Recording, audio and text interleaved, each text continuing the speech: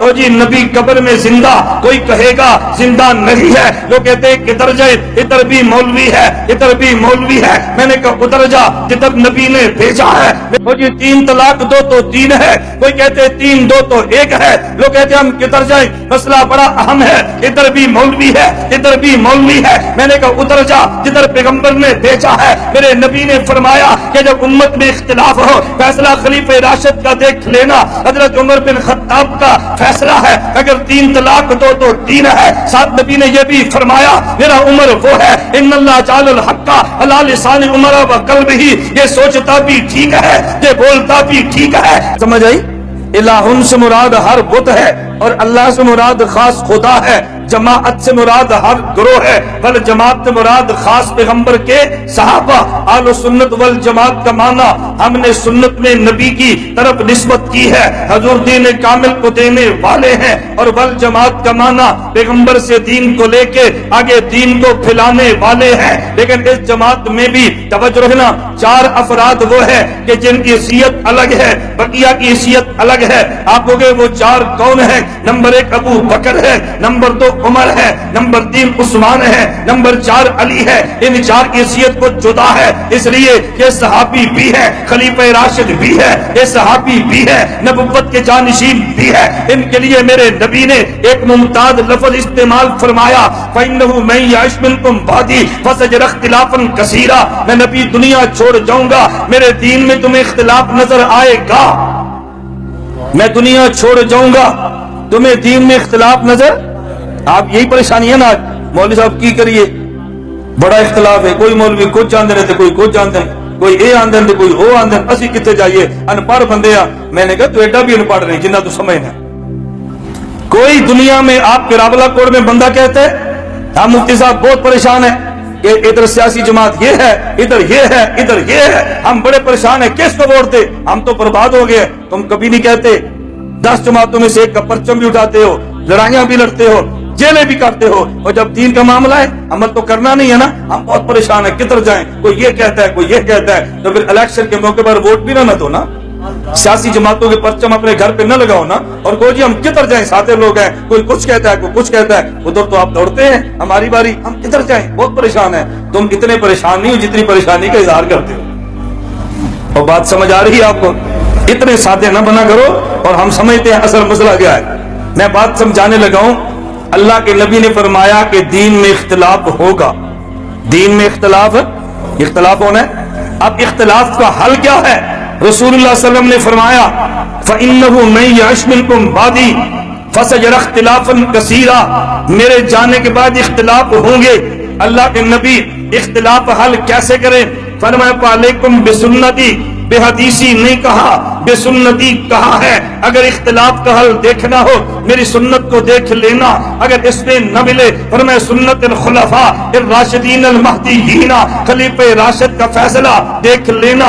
آج دنیا میں اختلاف چل رہے ہیں، میں 4 مسئلے پیش کرتا ہوں، زیادہ نہیں۔ کوئی کہے گا او جی نبی قبر میں زندہ، کوئی کہے گا زندہ نہیں ہے، لوگ کہتے ہیں ادھر جائے، ادھر بھی مولوی ہے، ادھر بھی مولوی ہے، میں نے کہا ادھر جا جدھر نبی نے بھیجا ہے۔ میرے نبی نے فرمایا خلیفہ راشد کو دیکھ لینا، حضرت ابو بکر صدیق رضی اللہ عنہ خلیفہ اول دنیا سے جانے لگے، وصیت کی ہے مجھے غسل دینا، مجھے کفن دینا، مجھے جنازہ پڑھا کے میری میت کو نبی کی قبر کے باہر رکھ دینا، اجازت ملے تو دفن کرنا، اجازت نہ ملے مجھے اندر دفن نہ کرنا۔ اصحاب پیغمبر نے صدیق اکبر کو غسل بھی دیا ہے، کفن بھی دیا ہے، جنازہ بھی پڑھایا ہے۔ امام راضی کہتے ہیں لما حملت جنازت ہو الا باب قبر نبی صلی اللہ علیہ وسلم، صدیق کی چارپائی اٹھا کے حضور کی قبر کے باہر رکھ دی ہے۔ اصحاب پیغمبر نے کہا السلام علیکہ یا رسول اللہ، یہ صحابہ کا طریقہ ہے نبی کی قبر پہ جا کے السلام علیکہ یا رسول اللہ کہنا۔ اگر راولہ کوٹ میں ہو اللہم صلی علی محمد کہنا، نبی کے روزے پر جائے الصلاۃ والسلام علیکہ یا رسول اللہ کہنا، وہاں درود وہاں بانا ہے، یہاں درود یہاں بانا ہے، یا اللہم صلی علی محمد کہہ کے فرشتوں کے ذریعے بھیج دینا۔ نبی کی قبر پہ جائے تو یا رسول اللہ کہہ کے پیش کر دینا۔ صحابہ نے کہا ابو بکر بالباب حضور صدیق دروازے پر ہے۔ امام رازی فخرالدین تفسیر کبیر میں لکھتے ہیں اندر سے قبر سے آواز آئی ادخل الحبیبہ الی الحبیب، یہ محبوب کو محبوب تک پہنچا دو۔ صدیق نے مسئلہ حل کیا۔ آج لوگ کہتے ہیں وہ جی 3 طلاق دو تو 3 ہے، کوئی کہتے 3 دو تو 1 ہے، لوگ کہتے ہیں ہم کدھر جائیں، مسئلہ بڑا اہم ہے، ادھر بھی مولوی ہے ادھر بھی مولوی ہے، لے کر ادھر جا جدھر پیغمبر نے بھیجا ہے۔ میرے نبی نے فرمایا کہ جب امت میں اختلاف ہو فیصلہ خلیفہ راشد کا دیکھ لینا۔ حضرت عمر بن خطاب کا فیصلہ ہے اگر 3 طلاق دو تو 3 ہے۔ ساتھ نبی نے یہ بھی فرمایا میرا عمر وہ ہے ان اللہ جعل الحق علی لسان عمر و قلبہ، یہ سوچتا بھی ٹھیک ہے یہ بولتا بھی ٹھیک ہے۔ ساتھ نبی نے فرمایا جدھر سے عمر گزر جائے ادھر سے شیطان نہیں گزرتا، تو پتہ یہ چلا عمر کے فیصلے کو ماننا انسان کا کام ہے، فیصلے کو مسترد کر دینا شیطان کا کام ہے۔ 3 طلاق 3 ہے، فیصلہ حضرت عمر کا ہے۔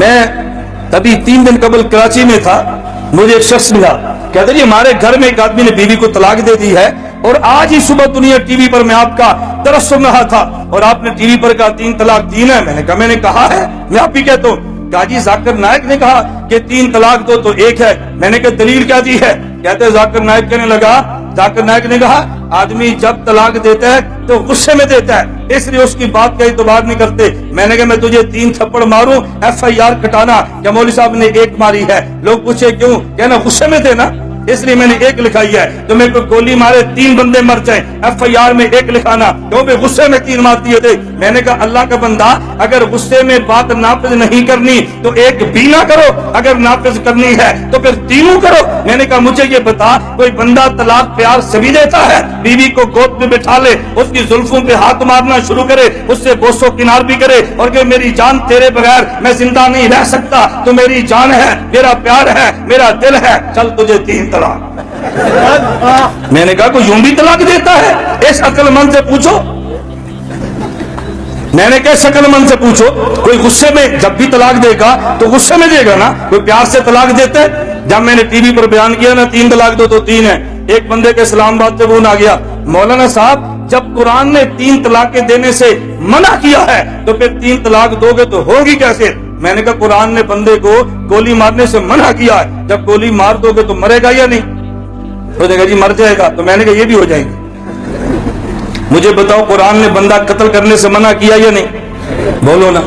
پر اگر تو قتل کر دے تو پھر نہیں قتل ہوگا، اس کے اوپر پرچہ نہ کٹاؤ کیونکہ قرآن نے منع کیا تھا، اس پر آپ سارے متفق ہے قتل ہو جائے گا۔ اس پر کیا تکلیف ہے تمہیں کہ 3 طلاق نہیں ہوتی؟ میں معذرت کے ساتھ بات کہتا ہوں اس قوم کا مزاج یہ ہے، ایک طرف ایمان ہو ایک طرف خواہش ہو، ایمان چھوڑتے ہیں خواہش کو نہیں چھوڑتے۔ پہلے غصے میں آ کر منہ سے یہ اپنی کلاشن چلا دیتے ہیں، در در در در اپنے سارے فائر کر دی، اور جب میگزین خالی ہو گئی اب کہتے جی اسے 1 کہہ دو۔ ہم نے کہا تیری میگزین میں 3 گولیاں تھی تو 1 مارتا نا، 2 رکھ لیتا، جب تو نے ماری 3 ہے، ہمارا قصور تو نہیں ہے نا، اب 3 لگی ہیں FIR میں 3 لکھی جائیں گی، 1 نہیں ہو سکتی۔ مجھے اس پہ ایک واقعہ یاد آیا، ہمارے بہت بڑے عالم تھے مولانا محمد امین اکاڑوی، ان کا ایک جگہ مناظرہ ہوا 3 طلاق پہ، تو لوگوں نے مناظرہ بھی رکھا، ساتھ تھانے میں رپورٹ بھی کر دی، یہ ان کا طریقہ ہوتا ہے۔ تھانے دار آ گیا، اس نے کہا میں مناظرہ نہیں ہونے دوں گا۔ مولانا فرمانے لگے SHO صاحب مناظرہ ہوگا، میں نے بڑا لمبا سفر کیا، مناظرے کے بغیر ہم نہیں جائیں گے۔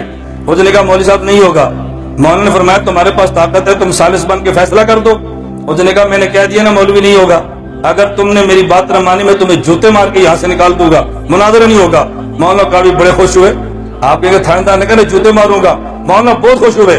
تھانے دار کہتے خوش کس بات کے؟ فرمانے کے فیصلہ اب ہوگا۔ اس نے کہا جی وہ کیسے؟ فرمایا مجھے بھی جوتے مار اس کو بھی جوتے مار، مجھے 3 مارے تو 3 کہنا، اسے 3 مارے تو 1 کہنا، گنتی تو نے یوں چلانی ہے۔ اس نے کہا کیوں؟ انہوں نے کہا مناظرہ ہے یہ اس بات پہ، میں کہتا ہوں 3 3 ہے، یہ کہتا ہوں 3 1 ہے، میری دلیل سے نہیں تیرے جوتے سے مسئلہ حل ہوگا۔ صاحب بہادر ذرا جوتی اتارو۔ بات تو ایسے ہی ہے، اور اس کے علاوہ میں آپ کو کون سی مثال دوں؟